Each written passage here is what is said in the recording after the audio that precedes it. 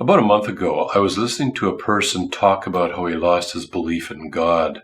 A major turning point came for him when he was visiting an orphanage in a developing country and learned that a lot of small children are simply abandoned in the forest to die of exposure or to be eaten by animals. Can we use that kind of evil and injustice in this world as a reason to say there is no God?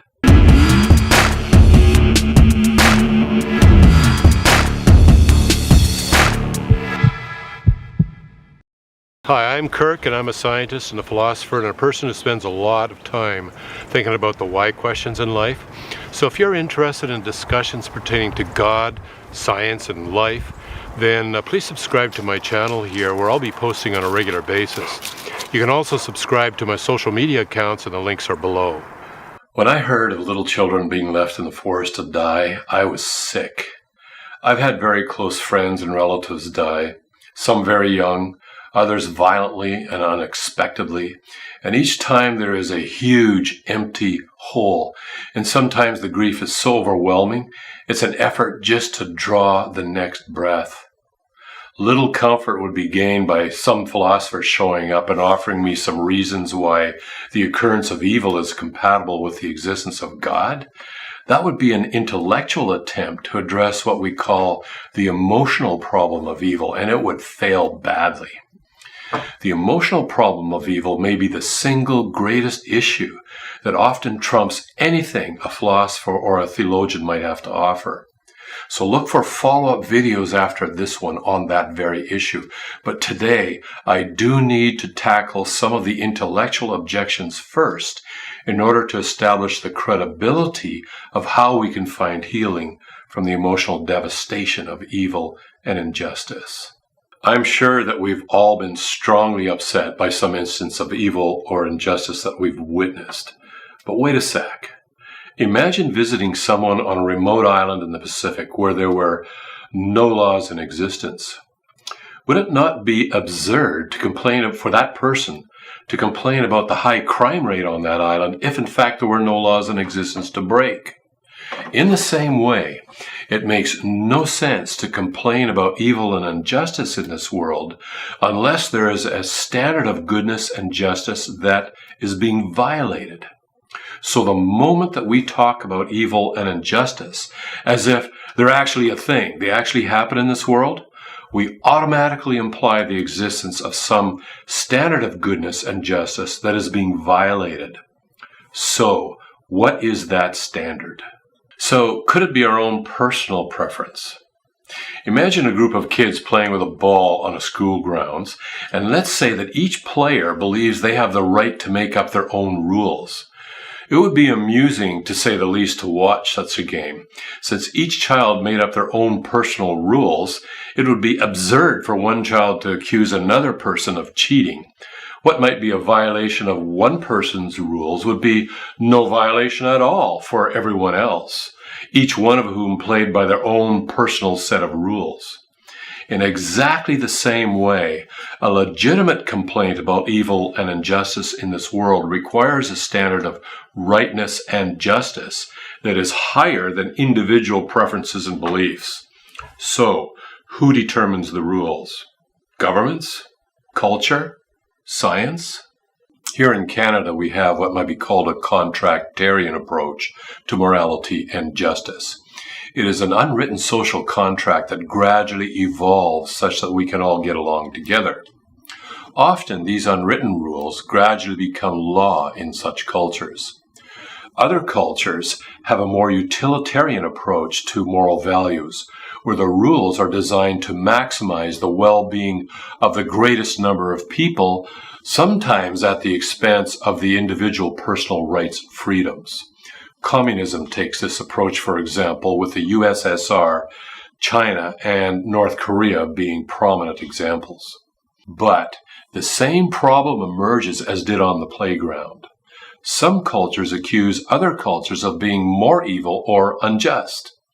But if each culture makes up its own rules, it would be absurd for one culture to accuse another culture of injustice. The moment that we say that one culture is better than another, we are assuming the existence of a standard of rightness and justice that is even higher than individual cultures, and that the rules of some cultures come closer to that standard than other cultures do. Otherwise, we cannot complain about how other cultures behave. So, if we believe that some cultures come closer to this ultimate standard of rightness and justice, then what is that standard that transcends history, geography, and civilizations? Could it be our evolutionary history that provides the solution?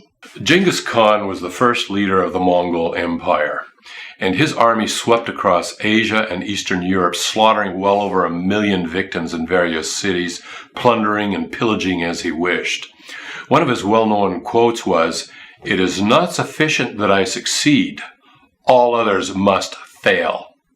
Even more famous is this quote here, "The greatest happiness is to vanquish your enemies, to chase them before you, to rob them of their wealth, to see those dear to them bathed in tears, to clasp to your bosom their wives and daughters." He did a lot more than merely embrace the wives and daughters of the men he slaughtered and conquered. Half of 1% of the world's population now carry his genes. That's 800,000 times the normal reproductive success of the average person. From our perspective, he committed atrocities of evil and injustice. But from an evolutionary perspective, he was one of the most successful men who ever lived when it comes to passing on his genes. To say that morality is a result of evolution requires that morality be passed on genetically. It would, therefore, naturally unfold within every child in the same way that they grow a head, 2 arms, and 2 legs. So, do we observe this in children? There is a general consensus across cultures that we do not have to teach children how to lie, hit each other, and take each other's toys. That comes natural. Some children may sometimes choose good more often than bad, but most children require education and training to offset their natural self-centered tendencies.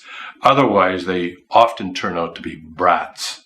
I seldom agree with Richard Dawkins, but I think he's right on when he wrote in his book, The Selfish Gene, the following. A predominant quality to be expected in a successful gene is ruthless selfishness.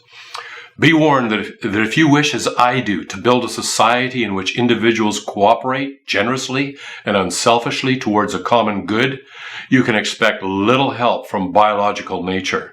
Let us try to teach generosity and altruism because we are born selfish. If anything, Darwinian processes care nothing about justice and rightness. They favor the strong and powerful and eliminate those less able to compete. So if evolutionary theory fails to constitute a moral basis, what constitutes the standard of rightness and justice that even atheists like Richard Dawkins embrace, even though it goes against evolutionary predictions? If we're going to take injustice and evil seriously, then logic requires that there be a perfect standard of justice and rightness against which all other moral systems can be meaningfully compared. If there is no such objective moral standard, then evil and injustice are mere subjective opinions about what happens to please the fancies of various individuals in various cultures.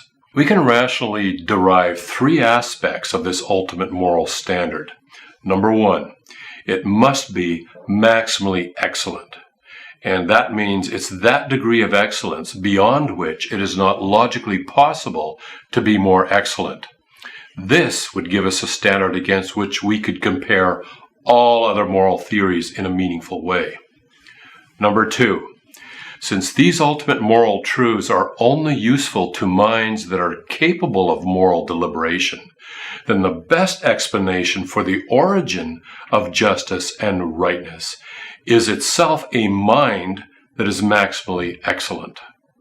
Number 3, since moral truths are only useful to minds that can freely decide between at least 2 different moral options, then the best explanation for the origin of this flawless, standard of justice and rightness is that it resides in a maximally excellent mind that has free will. If you put these three things together, we end up talking about a maximally excellent God.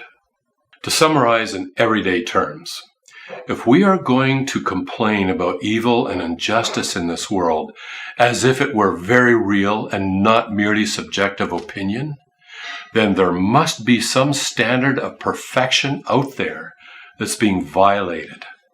So the question we are left with is this: what is it?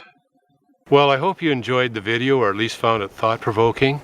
And if you did, please share it, or you can leave a comment in the section below. And also, don't forget to hit the like button.